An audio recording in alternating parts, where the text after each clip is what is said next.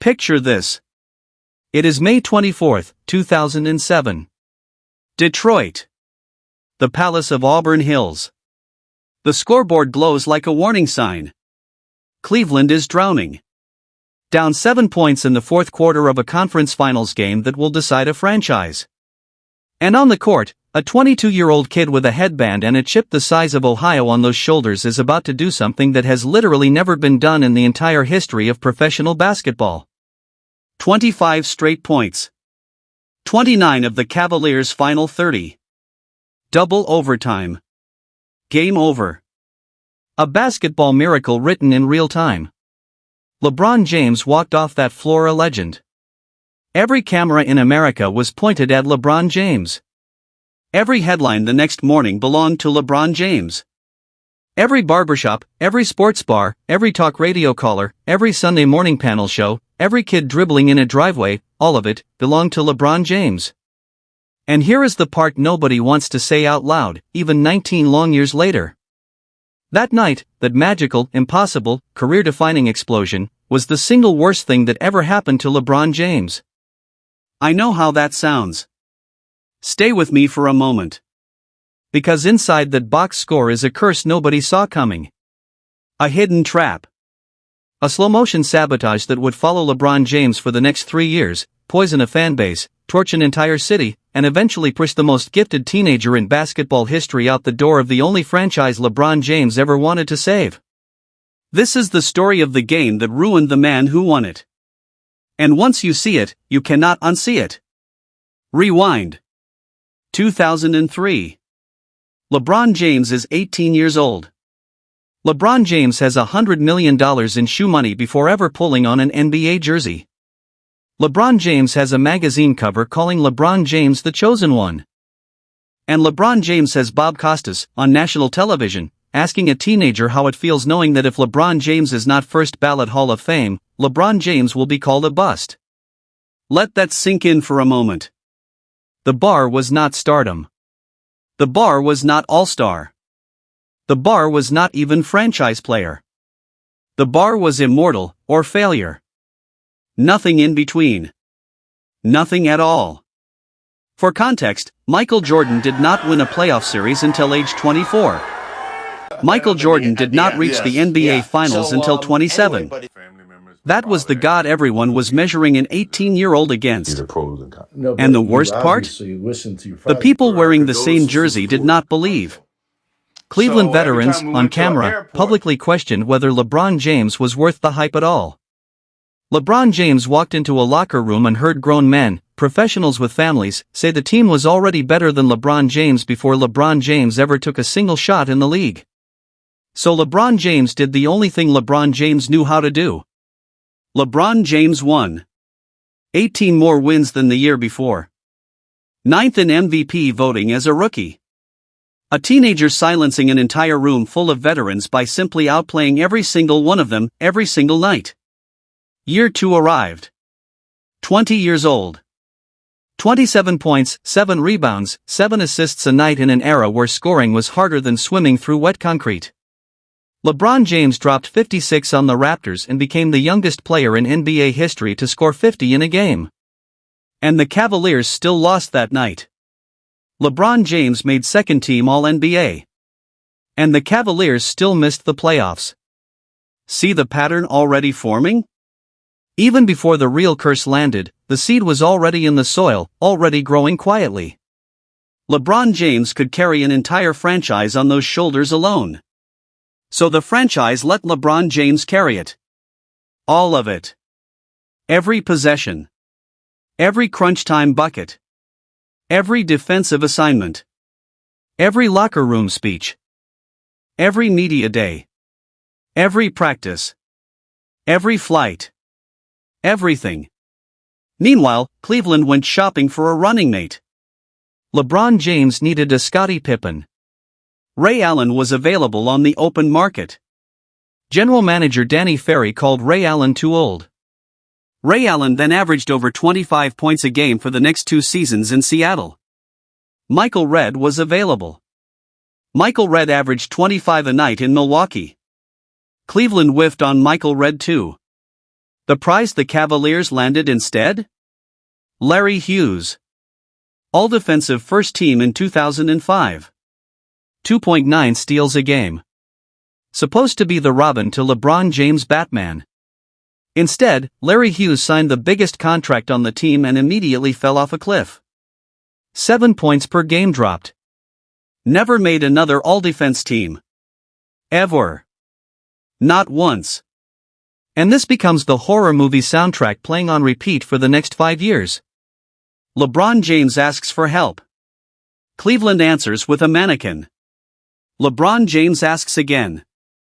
Cleveland answers with another mannequin. Rinse. Repeat. Choke. 2006 playoffs. LeBron James walks into a first-round series against Washington and instantly becomes the youngest player in the sport that nobody wants to guard in the clutch. Game 1. 32-point triple-double. First playoff game ever. Game 3. Under 35 seconds left. Series tied. Ball in LeBron James' hands. LeBron James drives, LeBron James finishes, LeBron James wins the game. Game 5. 4 seconds left. Ball in LeBron James' hands. Again. Washington can live with anybody in that arena, taking that shot except LeBron James. Guess who takes that shot? LeBron James does it again. 2 playoff game winners in the first 5 playoff games of a career. Nobody had ever done that. Nobody. Not Jordan. Not Kobe. Not Magic. Not Bird. Not one soul in league history. Then Game 6, overtime, Damon Jones walks onto the floor with a whisper in Gilbert Arenas' ear saying if Gilbert misses those free throws, you know who is knocking down the winner. Everyone assumed that meant LeBron James. It did not. LeBron James found Damon Jones, a player who had logged 4 seconds of playoff basketball, and let Damon Jones bury the shot. First playoff series in the bag. Averages, 35 points, 7.5 rebounds, and 5 and 7 assists. The second leading scorer on the Cavaliers that entire series was Larry Hughes at 12 points a game. 12. Read that again. 12. Then round 2 arrived. Detroit. 64 wins. Championship pedigree. Chauncey Billups, Rip Hamilton, Tayshaun Prince, Ben Wallace, Rasheed Wallace. A murder squad in blue and red. Cleveland lost the first 2, ripped off 3 straight against all odds, and then in a Game 6 that could have shocked the world, Cleveland botched a Rasheed Wallace missed free throw rebound. A ghost of a foul call sent LeBron James to the line down 3. LeBron James made the first, missed the second on purpose, and the tip-in rolled off the rim. Series over. Game 7, Detroit crushed the Cavaliers by holding Cleveland to just 61 points. Yet even in defeat, the whispers were absolutely deafening. LeBron James had won a playoff series 2 full years younger than Michael Jordan. And that is when the trap was quietly, invisibly, silently set. Because in 2007, Detroit was waiting again. And this time, LeBron James was ready. Or so it seemed. Game 1 of the Eastern Conference Finals.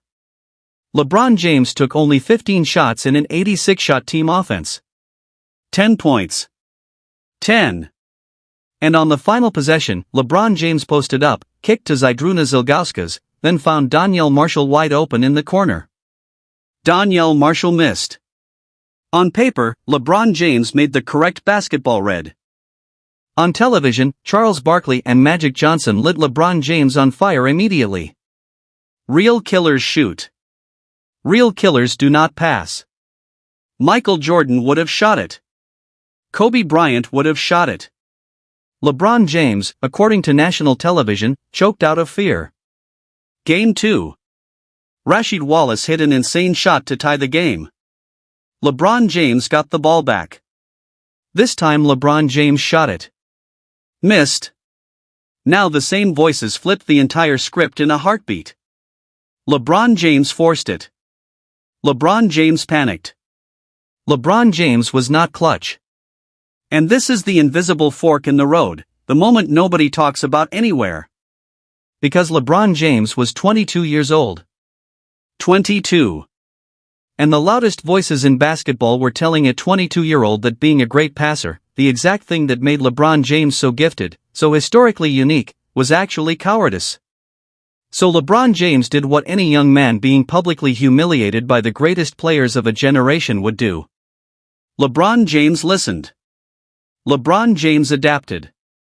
And LeBron James decided in Game 5, in double overtime, in Detroit, on the road, that LeBron James alone would end this.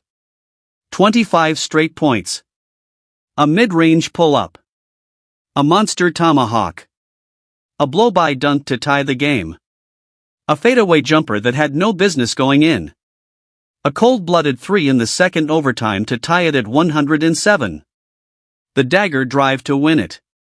Rip Hamilton, an all-star on the best defensive team in the league, later admitted the Pistons watched it happen and thought there was no way one human being could beat them. Kobe Bryant could not do it. Shaquille O'Neal could not do it. But LeBron James did. And the entire world stood up and applauded the future greatest player of all time. Here is the trapdoor underneath the standing ovation. Because that night, that transcendent, historic, unrepeatable night, taught every single person watching the exact wrong lesson. It taught the Cleveland front office that LeBron James did not need a co-star. It taught the media that anything less than a championship was a personal failure of LeBron James. It taught Cleveland fans that 60 wins was the floor, not the ceiling. And worst of all, it taught LeBron James that the only way to shut up the noise was to try to be Michael Jordan every single night, in a body and a game built to be Magic Johnson. The Cavaliers won Game 6. Reached the finals. And ran directly into the peak of the Tim Duncan, Manu Ginobili, Tony Parker Spurs. Swept. 4-0. Game 3, LeBron James drove for a potential game-tying three, got absolutely hammered, no call, no whistle, no justice. Series essentially over on that single non-call. But LeBron James was 22 and in the finals. LeBron James was ahead of schedule.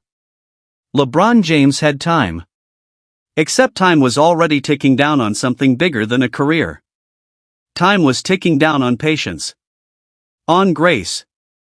On the benefit of the doubt that every young superstar in league history had been granted, and that LeBron James, for reasons no one could quite name out loud, had already been denied.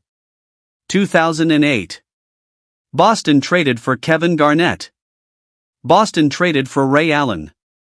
Boston built a super team overnight while Cleveland stared at the ceiling and hoped LeBron James would just keep being LeBron James. LeBron James pushed that Boston super team to 7 games. 7. With a supporting cast, Paul Pierce would later, on the record, on camera, say Paul Pierce would have been embarrassed to pass to. Cleveland lost. And the media narrative? LeBron James is not clutch enough yet. LeBron James is not Kobe yet. LeBron James is not Jordan yet. 2009. 66 wins. MVP for the first time. First MVP of LeBron James' career. And the second best player on the roster? Mo Williams. A score-first guard who had never made an all-star team before that season, never made one after, and averaged under 18 points a night in the season. Mo Williams was rewarded with an all-star selection purely because LeBron James dragged the team to 66 wins. That was LeBron James' Robin. That was the sidekick management gave the reigning MVP of the entire league. And LeBron James, dragging that lineup, hit a game-winning three at the buzzer against Orlando in Game 2 of the conference finals. Iconic. Legendary. Instantly a poster on bedroom walls across America. And then Orlando won the series in 6 because Dwight Howard had Rashard Lewis, Hedo Turkoglu, Jameer Nelson and Rafer Alston, while LeBron James had Mo Williams, Zydrunas Ilgauskas, Delonte West, and Anderson Varejao. And in the aftermath, the story was not that the front office had criminally failed the reigning MVP. The story was that LeBron James did not shake hands afterward. LeBron James is a baby. LeBron James is a poor sport. LeBron James is soft. LeBron James does not have the mental makeup of a champion. Meanwhile, buried under the outrage, LeBron James had averaged 38.5 points, 8 rebounds, and 8 assists in that series. Read that again. 38, 8, 8. If Kobe Bryant does that, murals are painted. If Michael Jordan does that, statues are built and books are written. Because LeBron James did it, and lost, LeBron James was called a fraud. That is the trap in one sentence. Michael Jordan losing was heroic.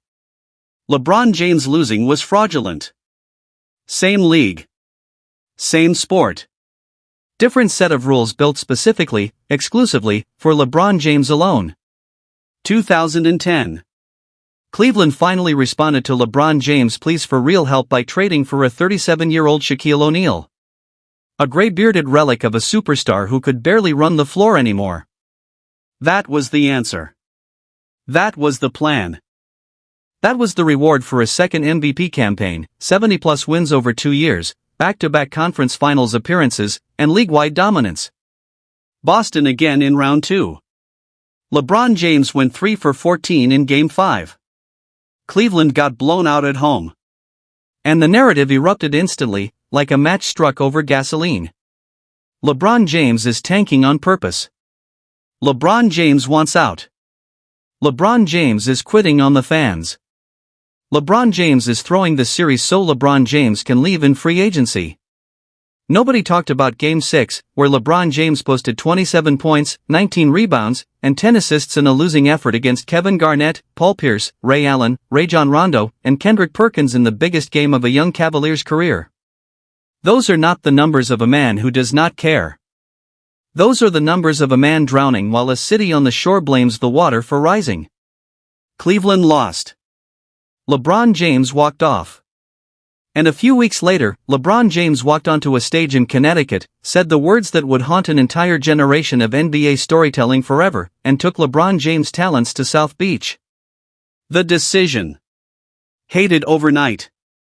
The 6th most hated athlete in America, according to a national poll. Higher than convicted felons. Higher than disgraced dopers. Higher than actual criminals. Jerseys burned in the streets of the city that once called LeBron James the chosen one. Owner Dan Gilbert firing off a Comic Sans letter promising Cleveland would win a title before LeBron James ever did.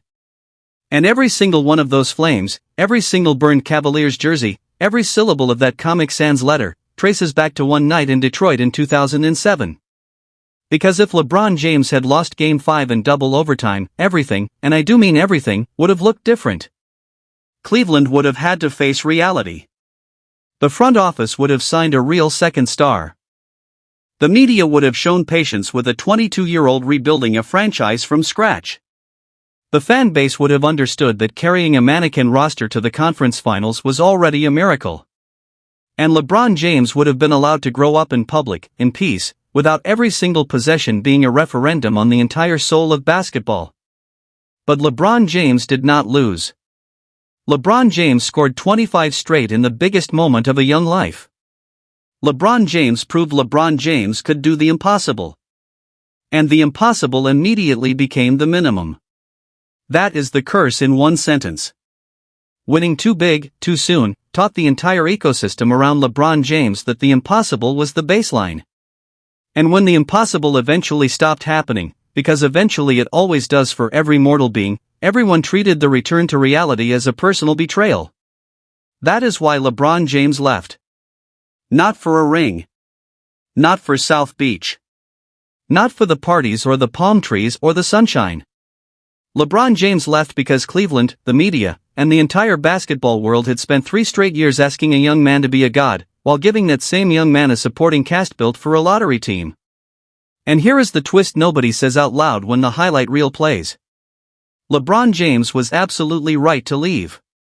LeBron James won 2 rings in Miami with Dwayne Wade and Chris Bosh.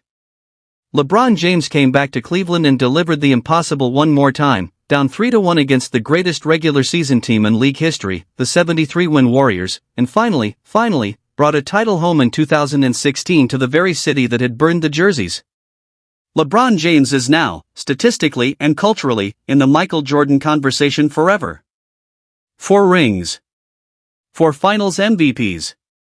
All-time leading scorer. 20-plus seasons. LeBron James did all of that. And yet, every single ounce of pressure that made LeBron James run in the first place traces back to a Thursday night in Detroit, when a 22-year-old scored 25 straight and accidentally set the price of admission to LeBron James' career at levels no human being could possibly pay forever. So the next time somebody plays that clip, that gorgeous, cinematic, one-of-one Game 5 clip, remember what LeBron James actually paid for it. Remember the villain arc that clip accidentally created. Remember the burned jerseys, the decision, the whispers of quitting, the years of being called soft while dragging non-All-Stars to 66-win seasons and finals appearances that no one else on the planet could have produced. Remember that greatness, at that age, without help, was somehow the crime instead of the miracle it deserved to be called. Because the truth is simple and brutal, and nobody in Cleveland wants to hear it even now, 19 years later. LeBron James did not lose Cleveland. Cleveland lost LeBron James. The media lost LeBron James. The front office lost LeBron James. The talk radio callers lost LeBron James. The panel show host with the loud tie lost LeBron James. Every single voice that demanded a god and refused to build a real team around a young man lost LeBron James. And it all started, every single bit of it, the night the Cavaliers actually won the biggest game of a young franchise. So if you learned something new today about the most misunderstood young superstar in NBA history, do LeBron James one small favor. Share this story with somebody. Because 19 years later, the record still deserves to be set straight, one 25-point run at a time, one burned jersey at a time, one Cleveland ghost at a time, one honest sentence at a time. That is the whole story. That is the whole truth. That is the whole tragedy hiding inside the greatest game of a young LeBron James career. That is the whole story. That is the whole truth. That is the whole tragedy hiding inside the greatest game of a young LeBron James career. That is the whole story. That is the whole truth.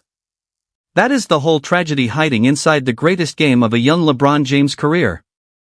That is the whole story. That is the whole truth. That is the whole tragedy hiding inside the greatest game of a young LeBron James career. That is the whole story. That is the whole truth. That is the whole tragedy hiding inside the greatest game of a young LeBron James career. That is the whole story. That is the whole truth. That is the whole tragedy hiding inside the greatest.